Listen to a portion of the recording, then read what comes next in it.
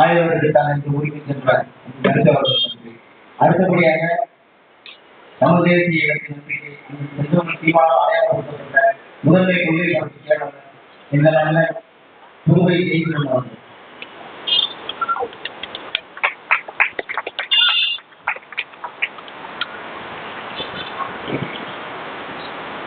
அன்பார்ந்த இப்பகுதி தாய் தமிழ் உறவுகளே, உங்கள் அனைவருக்கும் நான் சார்ந்திருக்கின்ற நாற்பது கட்சியின் சார்பில் எனது மாலை வணக்கத்தை தெரிவித்துக் கொள்கிறேன்.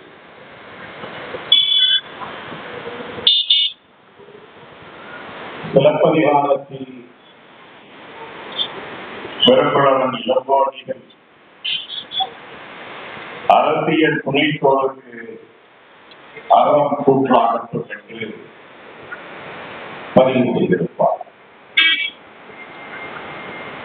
ஆனால் தமிழ்நாட்டு அரசியலில் அறம் செத்து போய் அறத்திற்கு பாலை கட்டி பல நூற்றாண்டாக இந்த அறத்தை கொன்ற அரசியல்வாதிகள் தான் உங்களிடத்தில் மீண்டும் மீண்டும் உங்களுடைய வலிமை மிகுந்த வாக்குகளை கேட்டு உங்களை தேடி வந்து கொண்டிருக்கிறார். என் அன்பான சொந்தங்களே, தேர்தல் பரப்புரை கூட்டம் நடந்து கொண்டிருக்கின்ற பொழுது அந்த தேர்தல் பரப்புரை கூட்டத்தை மதித்து பரப்புரை செய்கின்ற வாகனம் ஒளிவான் தேர்தல் கூட்டு நடந்து கொண்டிருக்கிறது. நீங்கள் நினைத்து பாருங்கள், இந்த வழியாகத்தான் ஒரு 2000-3000 ஆண்டுகளுக்கு முன்பாக நமது கண்ணகி பெரும்பாக்கி இந்த வழியாகத்தான் சென்றிருப்பார். ஏனென்றால் மதுரையில் ஒரு பகுதியின் பேர் கடைச்சனைகள் என்று இன்று வரை இருக்கிறது. கடைச்சனைகள் என்றால் கடைசியாக மதுரையை எரித்துவிட்டு கண்ணகி பெருங்கோபத்தோடு மதுரையை எரித்துவிட்டு கையில் சிலம்பு ஏற்றி நின்ற அந்த பகுதிக்கு பேர் கடைசி சிலம்பு ஏற்றிய பகுதி. அதை பிற்காலத்தில் தமிழர்கள் சொல்ல தெரியாமல் மாற்றி மாற்றி கடைச்சனைகள் என்று வந்துவிட்டது. அந்த சிலம்பை ஏந்தியவாறுதான் இவர் இந்த வழியாக சென்று இன்றைக்கு இருக்கின்ற மங்களாதேவி என்று சொல்லப்படுகின்ற அந்த இடத்தில் அவன் விண்ணேகி சென்றார் என்று சிலப்பதிகாரத்தில் இளங்கோவடிகள் அழகாக பதிவு செய்கின்றார். இன்றைக்கு இருக்கின்ற இந்த ஆட்சியாளர்களை பார்த்து மு.க. ஸ்டாலினை பார்த்தோம், எடப்பாடி பழனிசாமியை பார்த்தோம், இல்லை இன்றைக்கு ஒரு நடிகர் வந்திருக்கின்றார் அவரை பார்த்தோம். சேரா மன்னா என்று சொல்ல முடியுமா?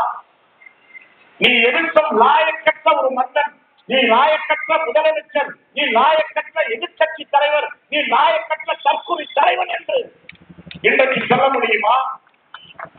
கண்ணகி சொல்கின்றார், யாரை தன் வாழ்நாளில் எந்த தவறுமே செய்யாத பாண்டிய நெடுஞ்செழியனை பார்த்து சேரா மன்னா செப்புவதுடைய என்னது சிறப்பில் இமயவர்கள் எப்ப புல்லருவங்கள் தீர்த்தோ அன்றைய வாயில் கடைகள் நடனாதற்கு ஆவில் கடையில் முகலில் நெஞ்சு சுடத்தார் தன் அரும் பெருள் புலப்பனை ஆடியில் மதித்தோம் பெரும்பெயர் புகார் என்பதிலே அப்போ ஏசா சிறப்பில் இசைவிழந்து விரும்பி மாசாத்து வழியில் மகனையாகி வாழ்தல் வேண்டி ஊழ்வினை நிரப்ப சூழ்கடல் மண்டா நின்னர் புகழ்ந்து எக்கால் சிறப்பு பகர்தல் வேண்டி நிற்பால் உடைக்கொள்ளப்பட்ட கோவலன் மனைவி கண்ணகி என்பதே என் பெயர் என்று பாண்டியன் நெடுஞ்செழியன் இடத்தில் விளங்குகின்றால் கண்ணகி. மன்னன் அதிர்ந்து போய் சொல்கின்றான், நான் சேராத மன்னனா, நான் என்ன பிழை செய்தேன் என்று கேட்கின்ற பொழுது, நீ தவறான தீர்ப்பை சொல்லி என் அன்பன் கணவன் கோவலனை நீ பறிகொண்டு விட்டார், கொலை செய்து விட்டார் என்று சொன்னவுடன் மன்னன் பாண்டிய நெடுஞ்செழியன் துடித்து போய், என்னையா குறை சொன்னார், நான் நீதி வலுவா நெடுஞ்செழியன் என்று தந்தையிடம் சொல்லிய பொழுது, இதோ என் கையில் இருக்கின்றது, என் கையில் இருக்கின்ற சிறப்பு மாணிக்கப்பறர்கள் உன் மனைவி கோப்பந்ததி காலில் இருப்பது முத்துப்பறர்கள் என்று சொன்ன பொழுது மன்னன் கோப்பெருந்தேவியுடைய காலில் சிறப்பை வாங்கி உடைத்து விட்டு கண்ணகி தன் காலில் மிச்சமிருந்து சிறப்பை தூக்கி ஓடி உடைக்கின்றார். கண்ணகி சொன்னது உண்மையாக இருக்கின்றது. அப்படியே நெஞ்சை பிடித்துக் கொண்டு சாகின்றான் பாண்டிய நெடுஞ்செழியன். நானோ அரசன், யானோ அரசன், யானே கல்வன், என்னால் இன்று முதல் தென்குலக்காவல் பிழைத்தது என்று தவறான ஒரு தீர்ப்பு சொல்வதற்காக அவனும் செத்தார், அவன் மனைவி செத்தார். இதுதான் அறம் சார்ந்த ஆட்சி. அந்த ஆட்சியைத்தான் எங்கள் அண்ணன் செந்தமிழன் சீமா நாம் தமிழர் ஆட்சியில் அறம் சார்ந்த ஆட்சி, இந்தியத்தோடு இணை ஆட்சி, தமிழாட்சி, தன்னாட்சி, தன்னாட்சி மட்டுமல்ல தமிழர் ஆட்சி, அறம் சார்ந்த ஆட்சி என்று எங்கள் அண்ணன் சொல்கிறார்.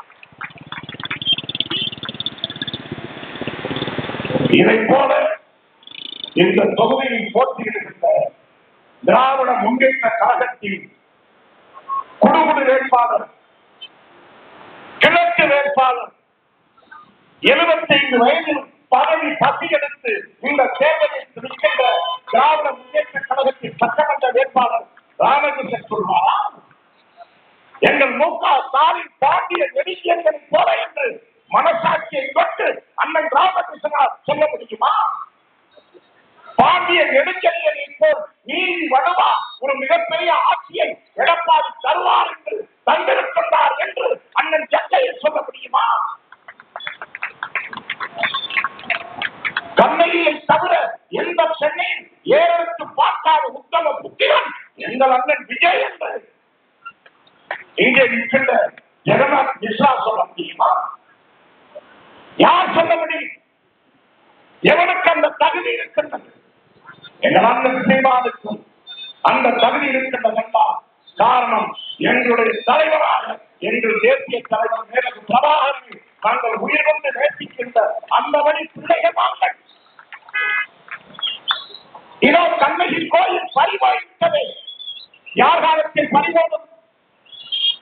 1956ஆம் ஆண்டு மொழியின் அடிப்படையில் இந்த தேசங்கள் பிரிக்கப்பட்ட பொழுது காங்கிரஸ் கட்சியின் காலத்தில் தான் நம்முடைய மங்கள தேவி என்று சொல்லப்படுகின்ற நம் கண்ணகி கோயில், நம் அன்னை கோயில் மலையாளிகளுக்கு தாரைவாக்கப்பட்டது.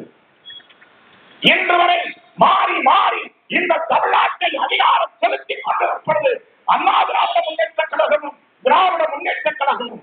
இதில் திராவிட முன்னேற்ற கழகத்தின் ஐயா கருணாநிதி 5 கட்டாய் பெற்றெடுத்த அருந்தம புதல்வன் ஐயா கருணாநிதி 5 முறை முதலமைச்சர், அவருடைய மகன் முத்துவேல் கருணாநிதி ஸ்டாலின் இன்றைக்கு முதலமைச்சர். மங்கள தேவி கோயிலை மீட்டெடுப்பதற்கு திராவிட முன்னேற்ற கழகம் இத்தனை ஆண்டு செய்து கிடைத்ததென்று சொல்ல முடியுமா ராமகிருஷ்ணன்? இந்த மண்ணை 3 முறை எம்ஜிஆர் ஆண்டார், அதன் பிறகு ஜெயலலிதா 3 முறை ஆண்டார், அதன் பிறகு விபத்து நேர்ந்தது போல ராபிஜகாரனுக்கு 18 கொட்டும் பஞ்சாமிரதம் போல இந்த ஓபிஎஸ்க்கும் இபிஎஸ்க்கும் தமிழ்நாட்டு முதலமைச்சர் படுத்தியிருந்தது. இத்தனை இந்த தமிழ்நாட்டை ஆண்டிருக்கின்றது அதிமுக. இந்த அதிமுக ஒரு முறையானது மோடிக்கு, நரேந்திர மோடிக்கு நெருக்கடி கொடுத்து மங்கள தேவி கோயில், கண்ணகி கோயில் என்பது அது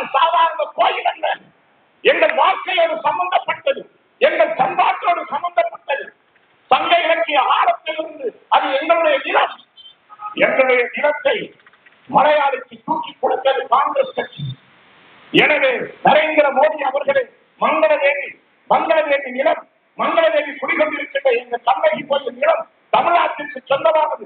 எனக்கு நீங்கள் பெற்று தாருங்கள், எங்கள் தமிழர் நிலத்தை தமிழ்நாட்டிற்கு திருப்பி பிரித்து தாருங்கள் என்று எந்த காட்சி இந்த எடப்பாடி சொன்னதுண்டா? இந்த ஓ பன்னீர்செல்வம் சொன்னதுண்டா?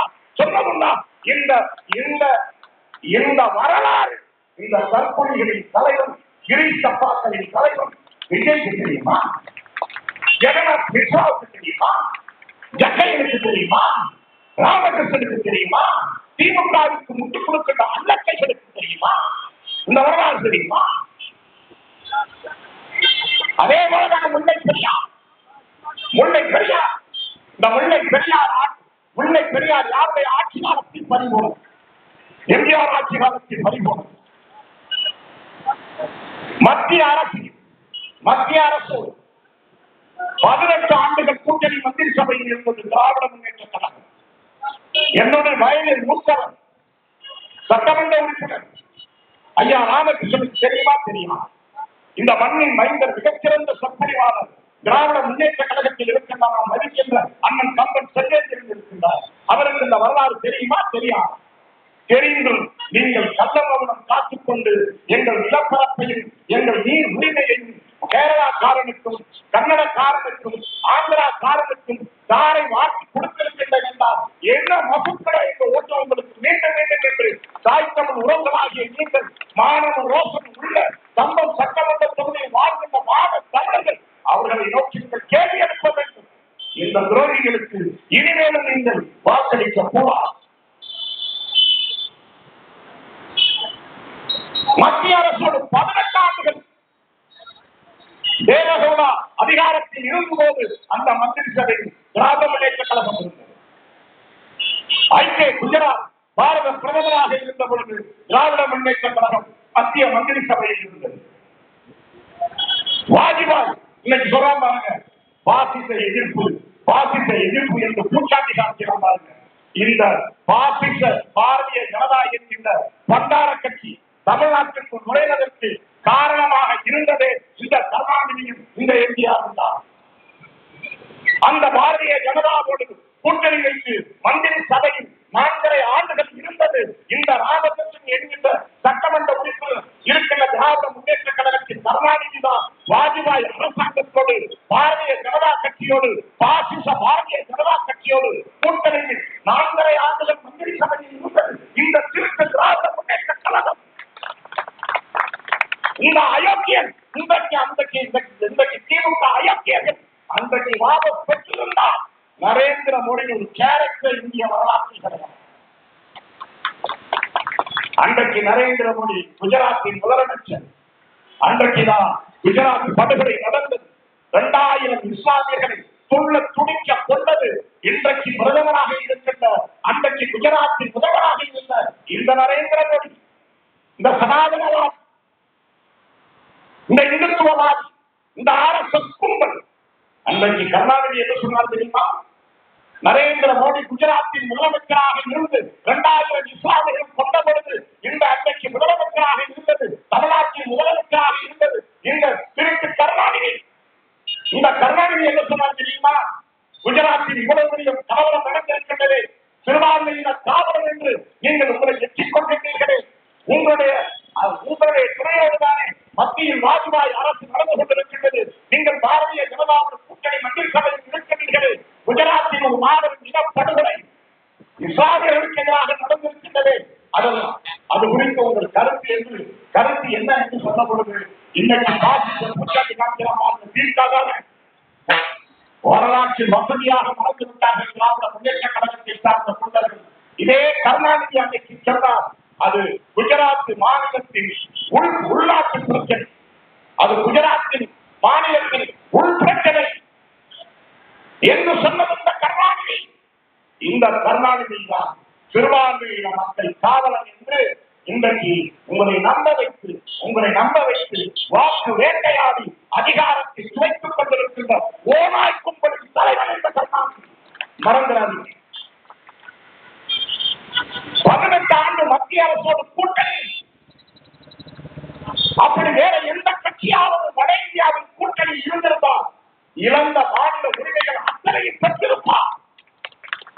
உண்மையிலேயே கருணாநிதியும் தமிழ் இனத்தின் மீது, தமிழ் மொழியின் மீது, தமிழர்கள் மீது உண்மையான அக்கறை இருந்திருந்தால், உண்மையான பற்று இருந்தால், உண்மையான நேசம் இருந்திருந்தால் 10 ஆண்டுகள் மன்மோகன் சிங் ஆட்சி காலத்தில் 10 ஆண்டு காங்கிரஸோட கூட்டணியில் இருந்தால் கருணாநிதி 10 ஆண்டு சாதாரண கூட்டணி அல்ல நண்பர்களே.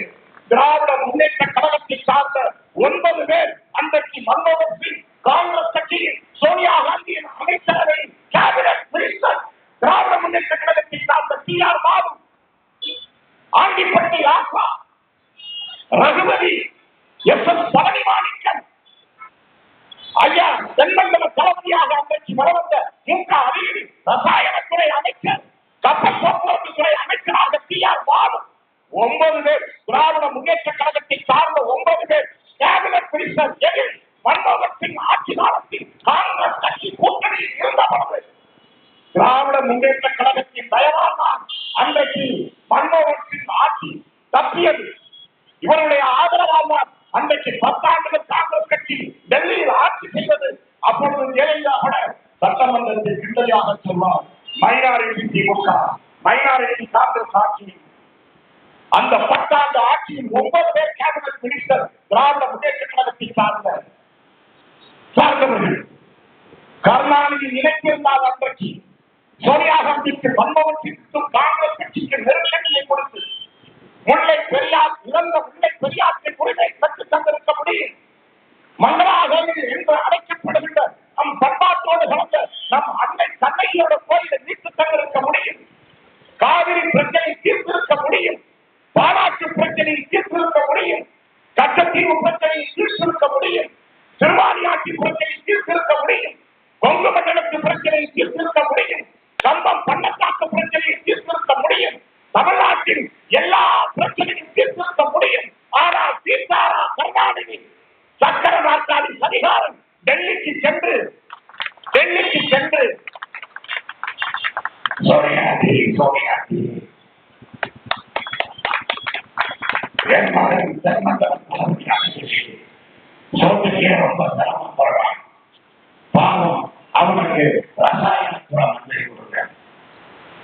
என் அன்பு தந்தை டி.ஆர். பாலு ஒன்றும் தெரியாத அப்பாவை 3 பழைய சொல் பச்சை மலம் நான் கேட்கிறான். அவனுக்கு கப்பல்துறை மந்திரி கூட. என் உள்ளம் கவர்ந்த கல்வன், என் மகள் கனிமொழியின் உள்ளம் கவர்ந்த கல்வன் ஆண்டிப்பட்டி ஆசாவுக்கு தொலைப்படவு மந்திரி கொடு. புதுக்கோட்டையை சார்ந்த செட்டிநாட்டு அப்பச்சி ரகுபதிக்கு மந்திரி கொடு. தஞ்சாவூரில் சார்ந்த எஸ்.எஸ். பழனி மாணிக்கம் அவருக்கு ஒரு மந்திரி பதவி கொடு என்று சோனியா காந்தியிடம் போய் முடியாத வயதில், தள்ளாத வயதில் சக்கர நாற்காலியை உருட்டிக் கொண்டு உங்கள் கட்சிக்காரனுக்கு தேவையான மந்திரி பதவி எல்லாம் கருணாநிதிக்கு பெற்று தர முடிந்தது. ஏன் என் கண்ணகி கோயிலை உன்னால் பெற்று தர முடியவில்லை? ஏன் என் முல்லை பெரியார் சாலையை ஏன் நீ பெற்று தர முடியவில்லை? ஏன் கர்நாடகாவில் சிறைப்பட்டையின் காவிரி தாயை ஏன் நீ பெற்று தர முடியவில்லை? 800 மீனவர்களை சுட்டுக் கொண்டானே சிங்களவன் அந்த கச்சத்தீவை ஏன் கர்நாடகா பெற்று தர முடியவில்லை? இந்த தொகுதியில் போட்டியிடுகின்ற 2வது முறையாக போட்டியிடுகின்ற தள்ளாத வயதில் போட்டியிடுகின்ற பதவி வெறி முடித்த ராமகிருஷ்ணன் அவர்களே, உன் தலைமையிடத்தில் நீ முல்லை பெரியாற்றை வாங்கி தர முடியும், போராடி வாங்கி தர முடியும் என்று உன் வாயிலிருந்து வாக்கு தர தயாராக சக்கையின் தயாரா இல்ல பக்கா பிடிமா திகில் தம்பி உலகத்தில் ஜெகநாத் மிஸ்ரா வாங்கிக்கலாம். எப்படி வாங்கிக்கலாம்? இதுவரையும் ஜெகநாத் மிஸ்ரா 4 கோடி ரூபாய் செலவு பண்ணியிருக்காங்க. எல்லாம் நகைக்கடை தொழில், நகைக்கடை வச்சிருக்கிறோம். ஏழை எளிய பட்டர்களை வேலை பார்க்கிறாங்க. நம்மளால தேர்தல் நிற்க முடியுமா? தமிழ்நாடு முழுவதும் நகைக்கடை நேர்மையாக நகைக்கடை நடத்தினால்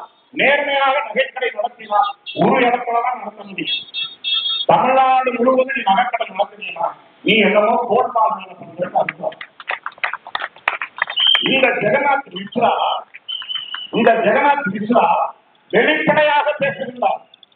வெளிப்படையா பேசுறாரு. என்ன பேசுறாரு? நான் தெலுங்கு இனவெறியன் என்று சொல்கிறார். தெலுங்கு இனவெறியன் தான். சாதி வெறி பிடித்த ஜெகநாத் மிஸ்ராவுக்கு கம்பம் சொல்லியை சார்ந்த மான தமிழகம் ஓட்டு போட்டீர்கள் என்றால் உங்களுக்கு நீங்களே வாக்களித்து போட்டுக் கொண்டதற்கு சமம். 5 முறை முதலமைச்சராக இருந்த கருணாநிதி காலத்தில்தான் டெல்லி எஜமானர்கள் ஒட்டுமொத்த தமிழ்நாட்டு உரிமையையும் பிடுங்கி சென்றார்கள். 5 முறை முதலமைச்சராக இருந்த பொழுதுதான் ஜெயலலிதாவும் எடப்பாடி பழனிசாமியும் முதலமைச்சராக இருந்த பொழுதுதான் எல்லா உரிமையும் டெல்லி பட்டணத்திற்கு அடகு வைத்தார்கள். என்ன உரிமையை இதுவரை மீட்டு தந்திருக்கின்றார்கள்? தமிழ்நாட்டு உரிமையை, ஏதாவது ஒரு உரிமையை இவர்கள் மீட்டு தந்தார்கள் என்று சொல்லுங்கள். ஆனால் வெட்கமே இல்லாமல் இந்த பட்டத்து இளவரசர் தெரிகிறார். 2026 முதலமைச்சராக கடலோடு நட்பாவின் நல்விழாவின் கையை பிடித்துக் கொண்டு நயன்தாராவின் கையை பிடித்துக் கொண்டு ஒருத்தர் தெரிகிறார். பட்டத்து இளவரசர் அவர் சொல்றார் நீட் தேர்வு ஒழிக்கிற ரகசியம் எங்கதான் இருக்கு. எங்கப்பா இருக்கு? எங்க இருக்கு நீட் தேர்வை ஒழிக்கின்ற ரகசியம்? நீட் தேர்வை கொண்டு வந்தது யார்? காங்கிரஸ் கட்சி. அன்னைக்கு காங்கிரஸ் கட்சி டெல்லியில் யார் பிரதமராக இருந்தது? மன்மோகன் சிங். அந்த மன்மோகன் சிங் ஆட்சி காலத்தில் கூட்டணியில் இருந்தது யார்? திராவிட முன்னேற்ற கழகம். அப்பொழுதுதான் அரியலூரை சார்ந்த அனிதா என்கின்ற ஒரு கிராமத்து பெண், அரியலூர் மாவட்டத்தை சார்ந்த ஒரு கிராமத்து பெண் நண்பர்களே, அம்மா கிடையாது, சிறு வயதில் தாயை இழந்தவர், கூலி வேலை பார்க்கின்ற தந்தை, ஒரே ஒரு அண்ணன், 2 பேரும் கூலி வேலை பார்க்கின்றவர்கள். வீட்டில் கூட மின்சாரம் கிடையாது. விளக்கு, மண்ணெண்ணெய் விளக்கை வைத்து படித்தவன். காலையில் அவன் எழுந்திருத்து அண்ணனுக்கும் அப்பாவிற்கும் உணவை சமைத்துக் கொடுத்து வயக்காட்டிற்கு அனுப்பிவிட்டு கூலி வேலைக்கு அனுப்பிவிட்டு அரசாங்க பள்ளிக்கூடத்தில் படித்தவன். அந்த நண்பர்களே, அவன் கஷ்டப்பட்டு தாயில்லாத பொண்ணு, ஏழ்மையான பொண்ணு, அதுவும் பட்டியல் சமூகத்தை சார்ந்த ஒடுக்கப்பட்ட சமூகத்தை சார்ந்த ஒரு ஏழை மாணவி, ஏழை சிறுமி அனிதா. அவர் எத்தனை மாற்றுவாங்க? 1200க்கு 1176 மதிப்பெண். எந்த டியூஷனுக்கு போகல, எந்த கான்வென்ட்டுகளை படிக்கல. ராமகிருஷ்ணன் ஐயா இருக்காரு, எம்எல்ஏ, கம்பம் எம்எல்ஏ, அண்ணன் செல்வந்திரன் இருக்காரு, ஐயா ஜக்கையன் இருக்காரு, ஜெகநாத் மிஸ்ரா இருக்காரு. அவங்க வீட்டு பிள்ளைகள் போல சிபிஎஸ்இ பள்ளிக்கூடத்துல படிக்கல, இங்கிலீஷ் மீடியத்துல படிக்கல. பணக்கார வீட்டு பிள்ளை அவர் இல்லை, அவர் கூலி தொழிலாளி. ஒரு ஓலை குடிசைக்கு மண்ணெண்ணெய் விளக்கி படித்து 1200 மார்க்கு 1176 மதிப்பெண் பெற்று மருத்துவக் கல்லூரிக்கு விண்ணப்பம் போடுகிறார். தலையில் இடி விழுந்தார் போல் நீட் தேர்வை கொண்டு வந்து திணித்தது காங்கிரஸ் கட்சி. நீட் தேர்வை திணிக்கும். உடனே அனிதா வழக்கறிஞரின் உதவியோடு டெல்லி உச்ச நீதிமன்றத்தில் அனிதா வழக்கை கொடுக்கின்றார். வழக்கை கொடுக்கின்ற பொழுது நீதிமன்றத்தில் காரசாரமான வாதம் நடக்கின்றது. அப்பொழுது அனிதா மனுவை எதிர்த்து ஒரு பெண் வழக்கறிஞர் போராடலாம். நீட் தேர்வை கொண்டு வந்தால் தான் சிறப்பு, நீட் தேர்வை கொண்டு வந்தால் தாயிற்கு காரணம் இந்த காங்கிரஸ் கட்சியும் இந்த திருத்த திராவிட முன்னேற்ற கழகம். யார் தெரியுமா நண்பர்களே? நீதிமன்றத்தில் அனிதாவுக்கு எதிராக டெல்லி உச்ச நீதிமன்றத்தில் ஏதாவது பொறியியல் கல்லூரி இருக்கா? அரசாங்க பொறியியல் கல்லூரி இருக்கா? அரசாங்கத்தின் மூலியமான கலை கல்லூரி இருக்கா? செவிலியர் கல்லூரி இருக்கா? பாலிடெக்னிக் இருக்கா? ஏதாவது ஒன்றையாவது இந்த ராமகிருஷ்ணன் கொண்டு வந்திருப்பாங்களா? எதையுமே கொடுக்காத ராமகிருஷ்ணனுக்கு நம்ம ஏன் போய் ஓட்டு போடணும்? சாமி, நீ தேர்தல் நின்னாலும் சரி, நிக்காட்டினாலும் சரி, நீ குடும்ப ஆணியெல்லாம் தேவையில்லாத ஆணி, நீ வீட்டுல மல்லாக்கா படுத்துக்கிட்டு வயதான காலத்துல ஓய்வெடு. உண்மையான மக்கள் மீது அக்கறை கொண்ட நாம் தமிழர் கட்சியின் சார்பில் கம்பம் சட்டமன்ற தொகுதியில் விவசாய சின்னத்தில் போட்டியிடுகின்ற படித்த பெண்பிள்ளையாக இருக்கின்ற அன்பு கல்விக்கு ஓட்டு போடுங்க அப்படின்னு நீங்க கேட்கணும். இது ஜக்கையின் செய்வாரா? ஜக்கையின் செய்வாரா? ஜெகநாத் மிஸ்ரா தன்னிட்ட இருக்கிற காசுக்கு அரசியலுக்கு வந்துதான் மக்களுக்கு சேவை செய்கின்ற அவசியமே இல்லை. அவர்கிட்ட இருக்கிற காசுக்கு இங்க கம்பத்துல உண்மையிலேயே இந்த மக்கள் மீது அக்கறை இருந்தா அவர்கிட்ட பல ஆயிரம் கோடி இருக்கு. அந்த காசு இருக்கு ஒரு இலவசமாக கலை அறிவியல் கல்லூரி கட்டலாம், இலவசமாக பொறியியல் கல்லூரி கட்டி தரலாம், இலவசமாக தொழில்நுட்ப கல்லூரி கட்டி தரலாம். செய்வாரா? ஏழை எளிய பிள்ளைகளை அவர் யாருக்குமே அவர் படிக்க வச்சிருக்கிறாரா? எத்தனை பிள்ளைகள் இருக்கு ஏழை எளிய பிள்ளைகள்? அந்த ஏழை எளிய பிள்ளைகள் ஒரு 1000 பிள்ளைகளை நான் படிக்க வைக்கேன் அப்படின்னு ஜெகநாத் மிஸ்ரா அவர் சொல்ல முடியுமா? சொல்ல முடியுமா? அப்ப என்ன நோக்கம் உங்களுக்கு? குறுக்கு வழியில் காசை கொடுத்து வாக்குகளை பெற்றுவிடலாம் என்று கணக்கு போட்டு அரசியல் களத்தில் வந்திருக்கின்றீர்கள். அன்பு உறவுகளே, இந்த வாக்கு வாக்கு ஏன் வாக்கு போடணும்னு யார் சொன்னா? வாக்களித்து நம் முன்னோர்கள் தான் சொல்லுவாங்க. ஏண்டா கிராமத்துல கடன் வாங்கியிருப்போம், ஒரு 2000 ரூபாய் கடனை வாங்கிட்டு ஒரு வாரத்துல தரேன்னு சொல்லியிருப்போம். 10 நாளா அனைவரும் கொடுக்காட்டணும். கடன்காரன் கேட்பான், எப்பாட்டு வாப்பா காசு வாங்கும்போது என்ன சொல்லி வாங்க, ஒரு வாரத்துல வாங்குறேன்னு. ஆனா 10 நாள் ஆச்சு, 2-3 தடவை கேட்டா தங்கன் திறந்து தரலாம். எப்பப்பா காசு தர போறேன், இப்படி பண்ணலாமா? உங்க அப்பா வாக்கு கொடுத்தா தவற மாட்டேங்கியா? உங்க தாத்தாவெல்லாம் வாக்கு கொடுத்த வாக்கை காப்பாற்ற முடியாம உங்க தாத்தா நாட்டுக்கு செத்து போலாம் என் மாவட்டத்தை காப்பாற்றுறதுக்காக. அதனால அதுக்கு பேர் வாக்கு. ஏன்? வாக்கு என்றால் நேர்மை, வாக்கு என்றால் நேர்மை, வாக்கு என்றால் நீதி, வாக்கு என்றால் அறம், வாக்கு என்றால் ஒழுக்கம், வாக்கு என்றால் பண்பாடு. அதனால்தான் வாக்கு தவறக்கூடாது என்று நம் முன்னோர்கள் சொன்னார். ஆனா நம்ம என்ன செய்யணும்? இவன் திருட்டு பையன், இவன் தவறானவன், இவன் பிழையானவன், இவன் கொள்ளையடிப்பான், ஊழல் செய்வான், பொம்பளை கைய பிடிச்சி இருப்பான், கள்ளச்சாராயம் காட்டுவான், எல்லா ஒழுங்கிலும் செய்வான் என்று தெரிந்தே அவனிடம் 1000 ரூபாயை வாங்கிக் கொண்டு 500 வாங்கிக் கொண்டு வாக்கு செலுத்துகின்றோம் என்றால் அவன் மோசமானவனா, நீங்க மோசமானவனா?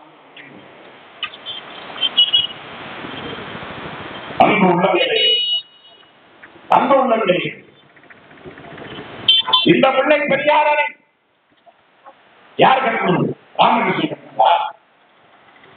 ஜக்கையன் கட்டினதா? இல்ல ஜெகநாத் மிஸ்ரா தாத்தா கட்டினதா? கருணாநிதி கட்டினதா? ஜெயலலிதா கட்டினதா? எம்ஜிஆர் கட்டியதா? அண்ணாதுரை கட்டியதா? எடப்பாடி பழனிசாமி கட்டியதா? இல்ல விஜய் கட்டியதா? யார் கட்டியது? வெள்ளி கொண்டே என்ற வெள்ளைக்காரன் எப்படி கட்டினான்? முல்லை பெரியாரை கட்டுவதற்கு நிதி கொடுக்கின்றது அன்றைக்கு வெள்ளைக்கார அரசு. இங்கிருந்து கீழிருந்து 3500 அடி உயரம், 3500 அடி உயரம். இன்றைக்கு போனாலும் இன்றைக்கு அதிநவீன வசதி வந்து விட்டது, சாலை வசதி வந்து விட்டது, கார் வசதி வந்து விட்டது, எல்லா வகையான வசதியும் வந்து விட்டது. ஆனால் 250 ஆண்டுகளுக்கு முன்பாக, 170 ஆண்டுகளுக்கு முன்பாக அடர்ந்த காடு, சிங்கம், புலி, கரணி என்று கொடூர மிருகங்கள் வாழ்ந்த காடு, சொல்வார்கள். அடர்ந்த காடு, போவதற்கு ஒத்தையடி பாதை கூட கிடையாது. அட்டைப்பூச்சி கட்டினா ரத்தத்தை உறிஞ்சிடும். கொடூரமான பாம்பு. அப்படி மனிதனே உள்ள போக முடியாத காலத்தில் ஆயிரக்கணக்கான தமிழர்களோடு அவன் முல்லை பெரியாற்று பகுதியில், அந்த மலைப்பகுதியில் ஏறி பாதை அமைத்து அதற்கான கருவி எல்லாம் எங்க லண்டன்லேருந்து வாங்கிட்டு வந்து அதை வந்து கழுதைகளையும் குதிரைகளையும் வண்டியில கட்டி, சில சமயங்கள கழுதையும் குதிரையும் செத்து போயிடுது. அப்ப என்ன பண்ணாங்க தெரியுமா? சாராயத்தை காட்சி வழி தெரியாமல்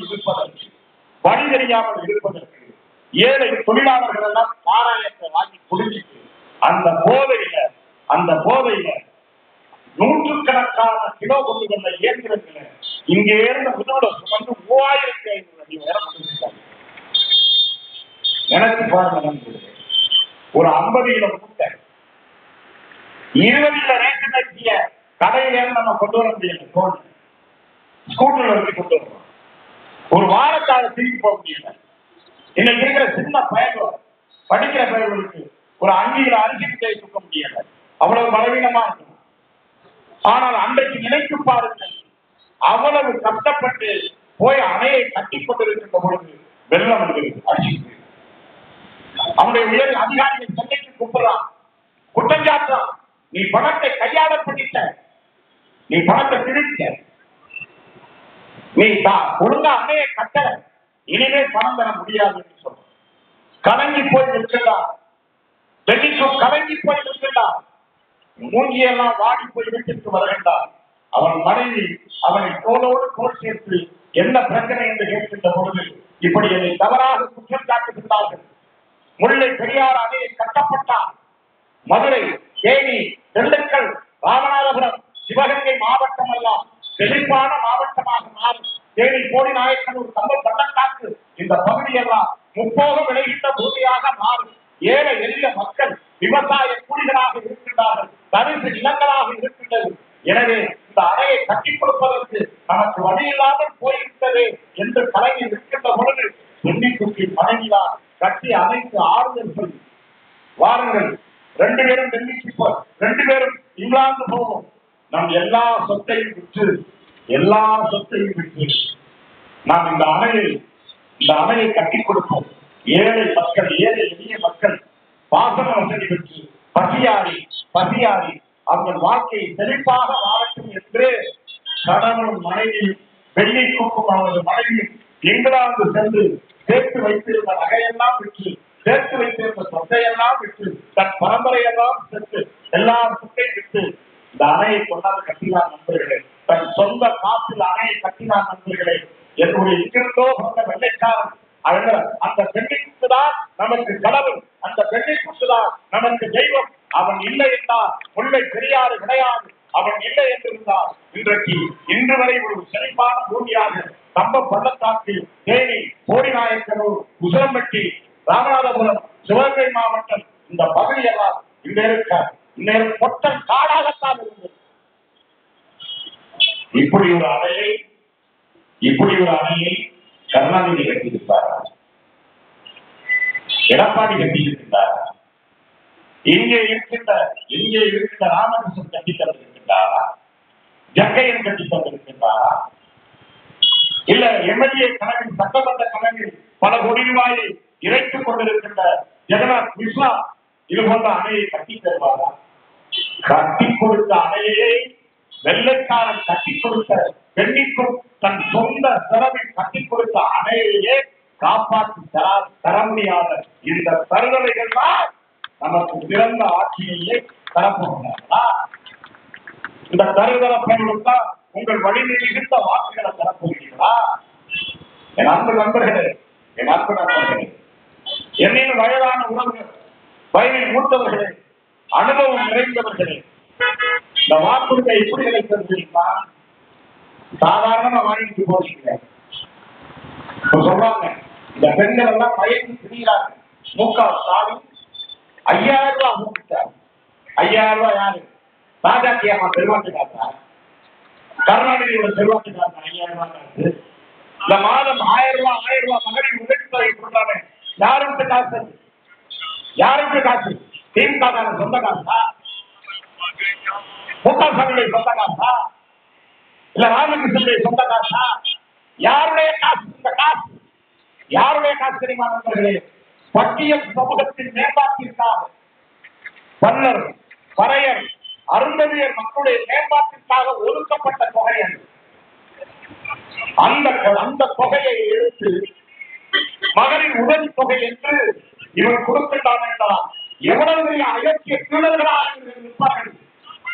இந்த உண்மை கூட நம் பெண்களுக்கு தெரியாமல் மு.க. ஸ்டாலின் மாதம் 1000 ரூபாய் உதவி தொகை கொடுக்கிறார், 5000 ரூபாய் உதவி தொகை கொடுக்கிறார்.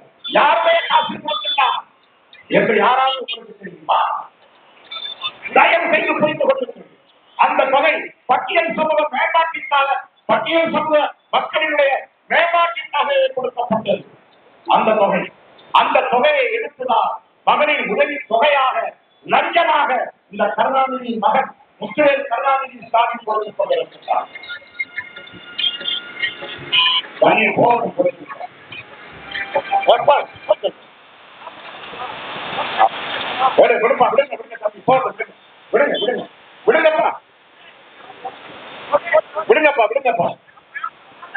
விடுங்கப்பா தம்பி, சும்மா விடுங்க விடுங்க விடுங்க போகலாம் விடுங்கப்பா.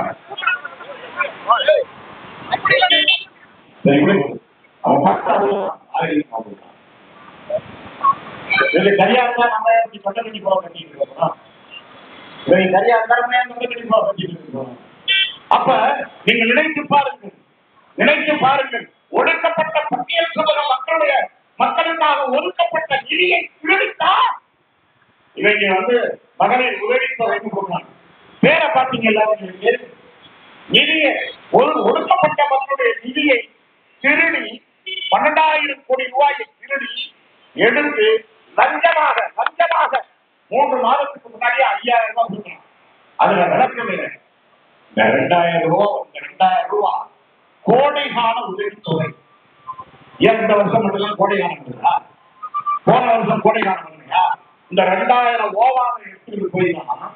நம்ம குடும்பத்தோட அப்படியே கொடைக்கானலுக்கு போய் குழு எடுத்துட்டு வரணும். இந்த 2,000 ஓவாய் மீதி 3,000 ஓவா மொத்தம் 5,000 ஓவா மகளிர் உதவித்தொகை. இதுல நம்ம பெண்கள் கூட கருணாநிதி மயன் முத்துவேல் கருணாநிதி ஸ்டாலின் 5,000 ரூபாய் உதவித்தொகை போட்டுட்டாரு. 5,000 ரூபாய் உதவித்தொகை யாருடைய காசு? கருணாநிதியுடைய காசா? மு.க. ஸ்டாலினுடைய செல்வாக்கு காசா? தயாராமாருடைய செல்வாக்கு காசா? உதயநிதி திரைப்படத்தில் படித்த காசா? கம்பம் ராமகிருஷ்ணனுடைய காசா? கம்பம் செல்வேந்தினுடைய காசா? நம்மளுடைய வரிப்பணம், மக்களுடைய வரிப்பணம். இதெல்லாம் புரிஞ்சு இப்படி ஏமாத்தி அண்டா இலவசம், குண்டா இலவசம், ஆடு இலவசம், மாடு இலவசம், லேப்டாப் இலவசம், புத்தகம் இலவசம், சைக்கிள் இலவசம், செருப்பு இலவசம், 20 கிலோ அரிசி புழுக்க அரிசி இலவசம், பூச்சி குடிச்ச பருப்பு இலவசம், ஆட்டக்காக்கு வர்ற பாம்பாயில் இலவசம். இப்ப 8,000 கூப்பன் இலவசம். 8,000 கூப்பன் எதற்கு 8,000 கூப்பன்? நீங்க தமிழர்களே, நீங்க போய் இந்த 8,000 ஸ்லீப்பை கொடுத்தீங்கன்னா ஃப்ரிட்ஜ் வாங்கலாம், கிரைண்டர் வாங்கலாம், எல்லாம் வாங்கலாம். ஃப்ரிட்ஜ் வாங்கி கிரைண்டர் வாங்கி வீடே இல்லாம இருக்காங்க. ஆயிரக்கணக்கான ஏழைகள் ஓடை குடிசை இருக்காங்க. அதை எங்க கொண்டு போய் வைப்பான்? மேம்பாலத்துக்கு கீழையா? எங்க கொண்டு போய் வைப்பான்? சரி, ஃப்ரிட்ஜ் கொடுக்குற, ஃப்ரிட்ஜ் வாங்கியாச்சு. ஃப்ரிட்ஜுக்குள்ள வைக்கிறதுக்கு பால், பழம், பிஸ்கட்டு இதுக்கெல்லாம் காசு எவன் கொடுப்பான்? அப்ப இது அப்பட்டமான லஞ்சம் இல்லையா?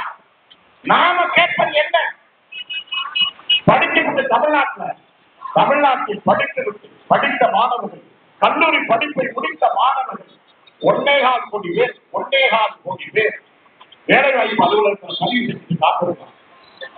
எம்ப்ளாய்மெண்ட் ஆபீஸ்ல பதிவே செய்யாம உருவடி கேட்டுருக்காங்க.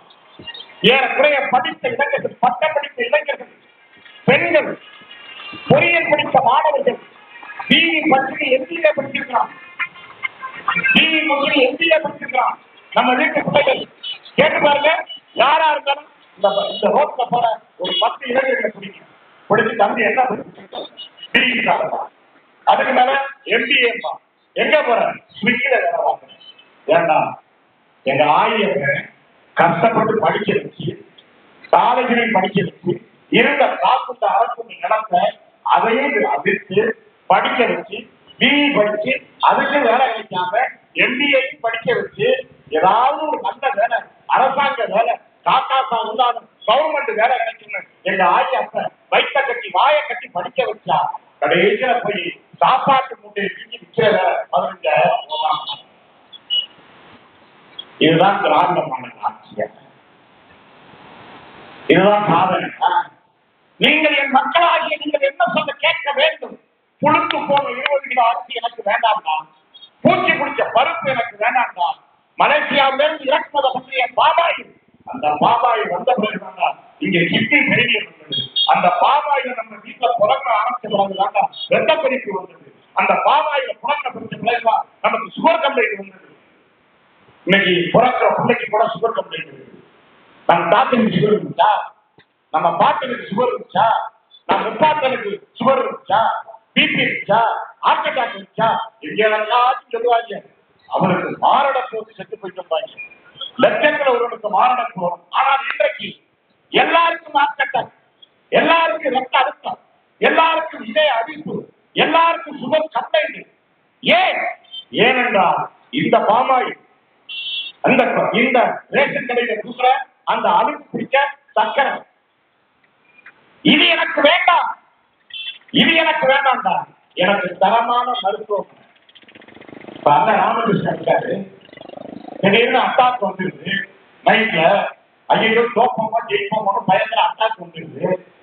அவர்கிட்ட பல கோடி ரூபாய் காசு இருக்கு. மதுரை மீனாட்சிக்கு போவாரு, சென்னையில உள்ள அப்போலோவுக்கு போவாரு. அண்ணன் ஜக்கையனுக்கு அவருக்கு பயம் வந்து திடீர்னு அட்டாக் வருது. அவர் அப்போலோவுக்கு போவாரு. அவங்க அம்மா ஜெயலலிதா எப்படி அப்போலோட 30 நாள் படுத்து கிடந்துச்சு, அது மாதிரி அவங்க போய் ஆபரேஷன் பண்ணுவாரு. ஜெகநாத் மிஸ்ரா அவர் இருக்கிற காசுக்கு லண்டனுக்கே போய் சிகிச்சை எடுக்கலாம். உங்களுக்கு எனக்கு வந்தா எங்க போகலாம்? கம்பம் கவர்மெண்ட் ஆஸ்பத்திரி போய் படுத்துக்கிறது ஒண்ணுதான், நேரா சுடுகாட்டில் போய் படுத்துக்கிறது ஒண்ணு. அங்கே போங்க, ஏதாச்சும் ஒரு அவசரத்துக்கு கவர்மெண்ட் ஆஸ்பத்திரிக்கு போங்க, அங்கே ஒரு நர்ஸ் இருக்கும், டாக்டர் இல்ல. டாக்டர் இல்லைன்னு சொல்றதுக்கு ஒரு 6 நர்ஸ் நாடு சம்பளம். இந்த கொடுமை எங்கேயாவது உண்டா? எங்கேயாவது உண்டா? நாம் என்ன கேட்கிறோம்? சிங்கப்பூர்ல இலவசம் கொடுக்குறானா? சிங்கப்பூர்ல இலவசம் கொடுக்குறானா? ஓட்டுக்கு காசு கொடுக்குறானா? மலேசியாவில் இலவசம் கொடுக்குறானா? ஓட்டுக்கு காசு கொடுக்குறானா? இந்த ஈரான் என்கின்ற ஒரு சின்னஞ்சிற நாடு அமெரிக்க வல்லாதிக்கத்தை எதிர்த்து யாரோட துணையும் இல்லாமல் தன்னன் தனியாக ஆண்மையோடு வீரத்தோடு நின்று போராடுறானே அந்த துணிச்சல் நமக்கு இருக்குதா? அவன் இலவசம் கொடுக்குறானா? அவன் மக்களுக்கு அவன் இலவசம் கொடுக்குறானா? ஓட்டுக்கு பணம் கொடுக்குறானா? 8000 கூப்பன் கொடுக்குறானா? மகளிர் உதவித்தொகை கொடுக்குறானா? தாலிக்கு தங்கம் கொடுக்குறானா? அண்டா கொடுக்குறானா? ஆடு மாடு கொடுக்குறானா? அதனாலதான் அவன் ஆண்மையோடும் நேர்மையோடும் வீரத்தோடும் தாய்மொழி பற்றோடும் தாய்நாட்டு பற்றோடும் இருக்கிறான். நீ என்ன பண்ற? நீங்க என்ன பண்ற? நல்ல விலை மதிப்பற்ற நம் வாக்கை, விலை மதிப்பற்ற வாக்கை கொண்டு போய் நிற்கிறோம். கருணாநிதி தீம் காக்க, ஆரியம் காக்க, காசு கொடுக்கிறவங்க வாக்கை கொண்டு போய் நிற்கிறோம். விலை மதிப்பற்ற வாக்கை அவன் வாங்கிட்டு போய் குந்தனாப்ப அதிகாரத்தை கைப்பற்றி அங்க போய் உட்கார்ந்து கோடி கோடியாய் கொள்ளையடிக்கிறான். அப்ப உங்களுக்கு எனக்கு உடல்நிலை சரியில்லை என்றா ஆரம்ப சுகாதார அரசு ஆஸ்பத்திரி. அப்ப நாங்க சொல்றோம், எப்படி பணக்காரனுக்கு அப்போலோ ஆஸ்பத்திரி இருக்கின்றதோ அதே போல அரசாங்க ஆஸ்பத்திரியின் தரத்தை அப்போலோ தரத்திற்கு நாட்டுடன் அதிகாரத்திற்கு வந்தால் உயர்த்துவோம் என்று சொல்றோம். அதே போலதான் கல்வி, ஆரம்ப கல்வியிலிருந்து ஆராய்ச்சி கல்வி வரை ஒரு மிகச்சிறந்த உலகின் தலை சிறந்த கல்வியை பின்லாந்து ஒரு நாடு, சின்னஞ்சிறு நாடுங்க பின்லாந்து. நம்ம நினைக்கிறோம் அமெரிக்காவை பாரு, ஜப்பானை பாரு, ஜெர்மனை பாரு, பிரான்ஸை பாரு, இங்கிலாந்தை பாரு. இவெல்லாம் வல்லரசு. ரஷ்யா, சீனா இதெல்லாம் பெரிய வல்லரசு ஆயிட்டான். ஆனால் சின்னஞ்சிறு நாடு பின்லாந்து, தமிழ்நாட்டோட சின்னோடு நாடுங்க பின்லாந்து. உலகத்திலேயே தரமான கல்வி, உலகத்திலேயே தரமான கல்வியை யார் தர முடியுமா? பின்லாந்து தரம். அதன் பிறகு சிங்கப்பூர். இந்த சிங்கப்பூர் ஒரு நாடு எப்ப உருவாங்க அந்த நாடு கொடுக்கிறான். அந்த நாடு உலகத்தின் தரமான கல்வியை 2வது நாடாக சிங்கப்பூர் தரலாம். சிங்கப்பூர் தரலாம். அதுபோல தமிழ்நாட்டின் தரமான கல்வியை தர முடியாத, தரமான கல்வியை தனியார் முதலாளி தரும் பொழுது ஒரு அரசாங்கத்துக்கு தர முடியாதா? இந்த அரசாங்க பேர், இந்த தனியார் பேருந்தெல்லாம் பாருங்க, தனியார் பேருந்துல கேப் இருக்கு, டிவி இருக்கு, ஏசி இருக்கு, முடுக்கத்தான் குச்சி மாதிரி லைட் இருக்கு. அவன் ஆரன் அடிச்சு போறதே பார்த்தீங்கன்னா 10 ஆரன் அடிச்சுட்டு போறான். தனியார் பஸ். அரசாங்க பஸ் பாருங்க, அரசாங்க பஸ் எப்படி இருக்குது, தனியார் பஸ் எப்படி இருக்கு, அரசாங்க பஸ் இருக்குது. முக்கிட்டு முடங்கிட்டு வருது தனியார் பஸ், அரசாங்க பஸ். ஒரு தனியார் முதலாளி 100 பேருக்கு வாங்கி அதை மிகச்சிறப்பான நிர்வாகம் செஞ்சு 10 பேருக்கு வாங்குறான். ஒரு அரசாங்கம் ஏன் ஐஏஎஸ் ஆபீசர், ஆயிரக்கணக்கான ஐஏஎஸ் அதிகாரி, ஆயிரக்கணக்கான தாசில்தார், ஆயிரக்கணக்கான டிஓ, ஆயிரக்கணக்கான பெரிய பெரிய அதிகாரி, அவனுக்கு பல ஆயிரம் கோடி ரூபாய் சம்பளம், இவ்வளவு நிர்வாகம் வச்சிருக்கிற அரசாங்கம் பேருந்து நட்டத்துல ஓடுனான்.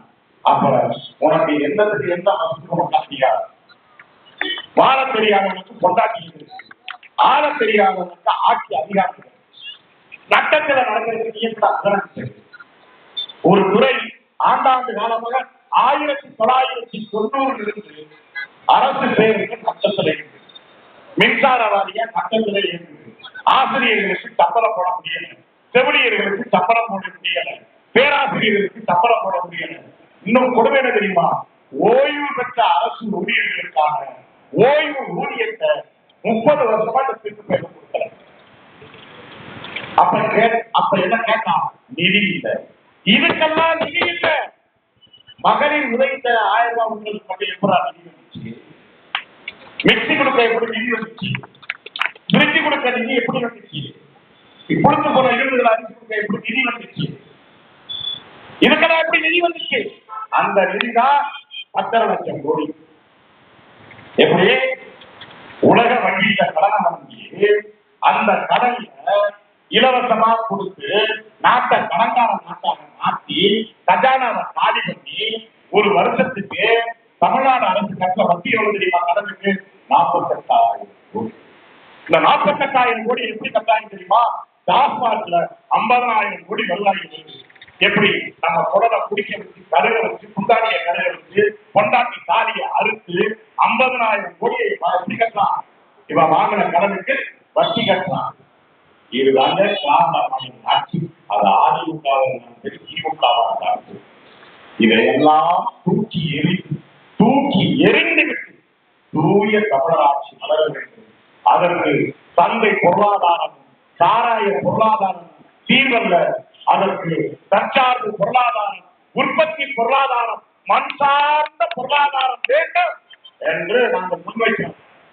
இந்த கம்பத்தில் விளையாடுறது என்னங்க? முற்போக விளைகிற பூமி, பொண்ணு விளைகிற பூமி, வாழ விளையும், தென்னை விளையும், மா விளையும், பலா விளையும், திராட்சை விளையும். என்ன வளம் இல்லை? எல்லா வளமும் இருக்கின்றது. தேவையான தண்ணீர் இருக்கிறது. தண்ணீரை பெற்றுக் கொள்வதற்கு மக்களுக்கு இந்த மிகச்சிறந்த திராட்சை தோட்டம் விளைகின்ற பூமி இந்த பூமி.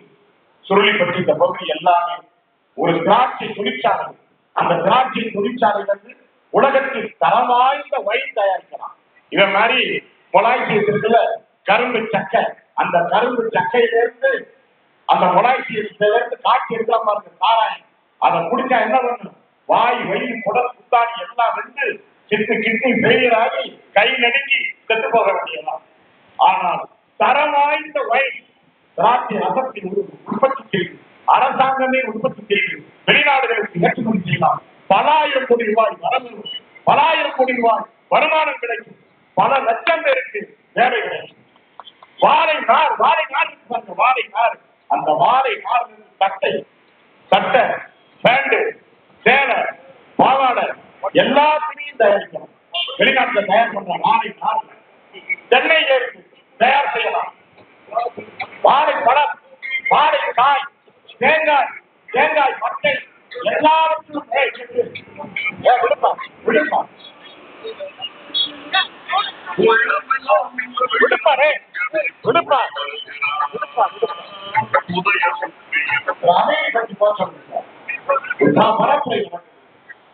அமைதியா போட்டுப்பா அமைதியா போட்டுப்பா விடுப்பா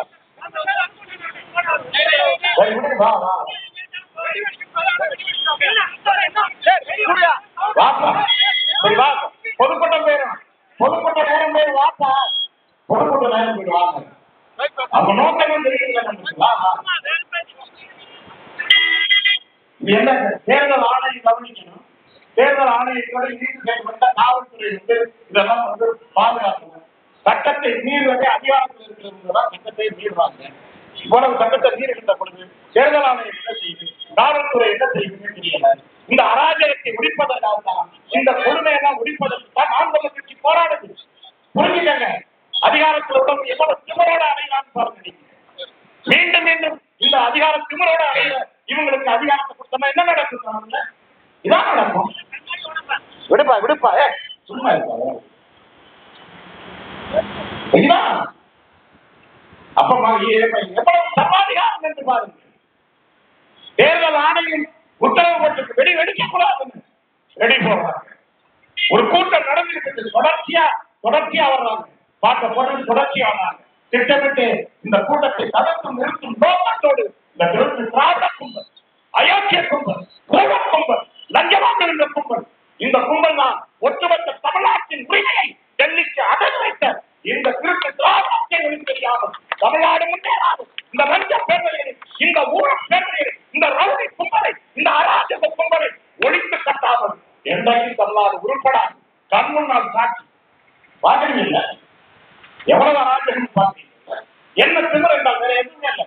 காசு மக்களை இழிவாக்குறான், மக்களை இழிவாக்குறான். ஒரே ஒரு செய்தியோட நிறைவு செய்ய, இவ்வளவு வளமான கம்பம் பள்ளத்தாக்குல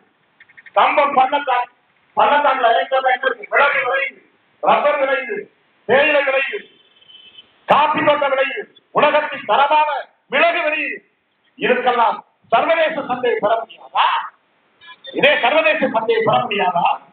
இதே நாம் தமிழர் கட்சி ஆட்சியில் இருந்தால் சென்னைக்கு தனி தொழிற்சாலை, வாழைக்கு தனி தொழிற்சாலை, திராட்சைக்கு தனி தொழிற்சாலை, மாவிற்கு மாம்பழத்திற்கு தனி தொழிற்சாலை, பலாவிற்கு தனி தொழிற்சாலை, மிளகுக்கு தனி தொழிற்சாலை, கிராமுக்கு தனி தொழிற்சாலை, அனைவருக்கும் அரசு வேலை. இதான் தற்சார்பு பொருளாதாரம். இதான் தற்சார்பு பொருளாதாரம். உலகத்தில் இருக்க தனியார் முதலாளி எல்லாமா, வளைந்த முதலாளி எல்லாமா அப்படின்னு எல்லா முதலாளியையும் அரவணைச்சு உள்ளூர் தொழிலெல்லாம் நமக்கு பிரிச்சு கொடுத்துட்டு இங்க சோட்டுக்கு சிங்கி அடிச்சுட்டு ஓட்டு பிச்சைக்கு எடுத்து நம்மகிட்ட காசு கொடுத்து வாங்குறதுதான் இந்த திருட்டு திராவிடத்தினுடைய பொருளாதார கொள்கை. இதுதான் தனியார் மயம், தாராளமயம், உலகமயம். இந்த பொருளாதார கொள்கையை கொண்டு வந்து திணித்தது காங்கிரஸ் கட்சி. அந்த காங்கிரஸ் கட்சிக்கு முட்டு கொடுத்தது இந்த திராவிட முன்னேற்ற கழகம். இந்த பொருளாதார கொள்கையை இன்றைக்கு திணித்துக் கொண்டிருப்பது பாரதிய ஜனதா, அதற்கு முட்டு கொடுப்பது அதிமுக. எனவேதான் அதிமுகவிற்கு மாற்று திமுக அல்ல, திமுகவிற்கு மாற்று அதிமுக அல்ல, ரெண்டுமே ஏமாற்று. உண்மையான மாற்று நாம் தமிழர் கட்சி. இதுதான் சந்தை பொருளாதாரம் அல்ல, இதுதான் தற்சார்பு பொருளாதாரம். தற்சார்பு பொருளாதாரம். யோசிங்க, ஒரு நிமிடம் யோசிங்க. நம்ம வலிமை நிறுத்த வாக்கை விலக்கி விட்டுடாது என்ன நினைக்கலாம்? இந்த திராவிட முன்னேற்ற கழகத்தில் RS பாரதியின் ஒரு மூத்தார் கருணாநிதி காலத்து ஆளுநர். அவர்கிட்ட இந்த செய்தியோட கூர்ந்து கவனிக்க முக்கியமான செய்தி ஒரு பத்திரிகையாளர் கேட்கின்ற திராவிட முன்னேற்ற கழகத்தின் மூத்த தலைவர் RS பாரதி அவர்கிட்ட பத்திரிகையாளர் கேட்கிறார், மகளிர் உதவித்தொகைன்னு 1000 ரூபாய் கொடுக்குறீங்களா பெண்களுக்கு? அந்த உதவி உங்க முதல்வர் மு.க. ஸ்டாலின் மனைவிக்கு துர்கா ஸ்டாலின் போக கேட்கிறாரு. இந்த கேள்வி நேரடியான கேள்வியா இல்லையா? தம்பி நீங்களே சொல்லுங்க, அண்ணா நீங்களே சொல்லுங்க. மகளிர் உதவித்தொகை மாதம் 1000 ரூபாய் 1.25 கோடி ரேஷன் கார்டுக்கு கொடுக்குறீங்க. முதலமைச்சர் கொண்டாடி இந்த 1000 ரூபாய் போகுதா இல்லையா அப்படின்னு கேட்கிறாங்க. அதுக்கு அவர் என்ன பதில் சொல்லியிருக்கணும்? போகுது போக, இதான பதில். போகுது போகல அப்படிங்கிறதான பதில். அவர் அப்படி சொல்ல அந்த பத்திரிகையாளரை பார்த்து, ஏய் என்ன கேள்வி கேட்கிறீங்க? துர்கா ஸ்டாலின் என்ன பிச்சைக்காரியா? துர்கா ஸ்டாலின் என்ன பிச்சைக்காரியா? அப்பதான் என்ன அர்த்தம்? உங்க அம்மா, ஏன் அம்மா இந்த 1000 ரூபாய் வீட்டு பாக்குறாங்கல்ல மகளிர், அவங்க எல்லாம் பிச்சைக்காரி. யாருடைய பார்வை? திராவிட முன்னேற்ற கழகத்தின் மூத்த தலைவர் RS பாரதி பார்வை பிச்சைக்காரி. டேய் அயோக்கிய நாயே, நாங்க பிச்சைக்காரிங்க, நான் பிச்சைக்காரன். நீ அந்த திருட்டு பிச்சைக்காரன். ஏனென்றால் பல்லர், பறையர், அருந்ததியர் இந்த மக்களுடைய உயர்வுக்காக ஒதுக்கப்பட்ட சிறப்பு உட்கூறு திட்டத்தின் அடிப்படையில் ஒதுக்கப்பட்ட நிதியை பறித்து திருடி லஞ்சமாக கொடுத்துக்கிற அயோக்கிய நாய திருச்சி நாய நீதான் பிச்சைக்காரன். அடுத்து எடப்பாடி நாங்க வந்த மகளிர் உதவித் தொகையை 2,500 ரூபாய் கொடுப்போம். இன்னொரு விரிசப்பா 10ஆம் ஆண்டு நாங்க 2,500 ரூபாய் கொடுப்போம். ஒரு அளவு யாருக்கு காசு? ஏற்கனவே 10 லட்சம் கோடியை தமிழ்நாடு கமிட்டி தள்ளாடி கொடுத்தார். யாருக்கு காசு? இதெல்லாம் யார் கேள்வி கேட்பது? நாங்கள் கட்சி மட்டும்தான் தொண்டை கட்டி போக முக்குக்கு முக்கள் அனாதை எதற்காக? இதே மாதிரி ராமகிருஷ்ண ஐயா மாதிரி சட்டமன்ற உறுப்பினராகி அமைச்சராகி கோடி கோடி கொள்ளையடிப்பதற்காக இல்லை நண்பர்கள். என் துறையை துவங்கும் பொழுதே சொன்னேன், சிலப்பதிகாரத்தில் இளங்கோவடி புலவர் சொல்வாங்க, அரசியல் கொலைத்தோருக்கு அறம் குற்றாக. நாம் தமிழர் கட்சியின் அடிப்படை கொள்கை அறம், தமிழர் அறம், வள்ளுவன் காட்டிய அறம், அவ்வை கற்றுத்தந்த அறம், ஐவரும் இலக்கியம் கற்றுத்தந்த அறம், நம் அவ்வை நம் கண்ணகியின் பாட்டி மங்கள தேவியில் குடிகொண்டு இன்றைக்கு மலையாளியுடைய நிலத்தில் அடிமையாக இருக்கின்றாரே, அவள் மீது சத்தியமிட்டு நாம் தந்த பிள்ளைகள் நாங்கள் சொல்கின்றோம், நாங்கள் ஆட்சிக்கு வந்தால் அறம் தவறாமல் எப்படி வள்ளுவன் வாழ்ந்து காட்டி உரைத்தான உலகிற்கு உரைத்தானோ, அறம் தவறாமல் வாழ்வதற்கு அவ்வை எப்படி உரைத்து சென்றாரோ, அறம் தவறாமல் வாழ்வதற்கு இளங்கோ எப்படி பாடினாரோ, ஐவரும் இலக்கியங்கள் பாடியதோ, 11 கீழ்கணக்கு நூல்கள் பாடியதோ, சங்க இலக்கியங்கள் வாழ்க்கைக்கு வழிகாட்டியதோ, அந்த அறம் சார்ந்த தமிழர் ஆட்சியை, பாண்டிய நெடுஞ்செழியன் ஆட்சியை எங்கள் தலைவன் பிரபாகரன் வழியென்று மாவீரனுடைய ஆன்மாவை கனவை சுமந்து இருக்கின்ற எங்கள் அண்ணன் சந்திரன் சீமான் நாங்களும் இந்த மண்ணில் நிறைவேற்றி காண்பிப்போம். இது எங்கள் தேசிய தலைவர் மீதும் தமிழ்தாய் மீதும் மீதும் சத்தியம் சத்தியம் சத்தியம். எங்கள் மீது நம்பிக்கை இருந்தா, எங்கள் மீது இந்த பிள்ளைகள் மீது நம்பிக்கை இருந்தா, இந்த கம்பம் சட்டமன்ற தொகுதியில் போட்டியிடுகின்ற எங்கள் அண்ணன் சீமானால் அடையாளம் காட்டப்பட்ட அன்பு வேட்பாளர் திருமதி அன்புச்செல்வி அவர்களுக்கு விவசாயி சின்னத்தில் மான தமிழர்களாகிய நீங்கள் ஓட்டுக்கும் காசுக்கும் நோட்டுக்கும் காசுக்கும் விடை போகாமல் இலவசங்களுக்கு விடை போகாமல்